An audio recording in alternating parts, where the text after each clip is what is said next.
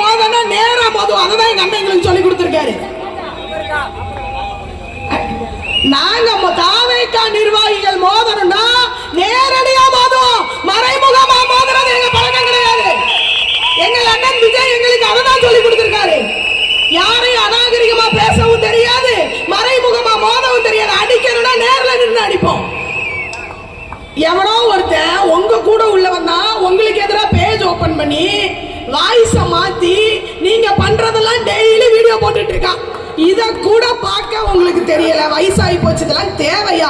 வக்ஃப் சொத்தை ஃபுல்லா ஆட்டைய போட்டு இஸ்லாமிய ஏழைகளுக்கு உண்டான வக்ஃப் சொத்தை உங்கள் குடும்பம் அனுபவித்துக் கொண்டிருக்கிறது. அதுக்கு மட்டும் எப்படி பட்டா போடுவீங்க நான் கேட்கிறேன். ஏழை எளிய மக்களுக்கு பட்டா போட முடியல. நிறைய இடங்களுக்கு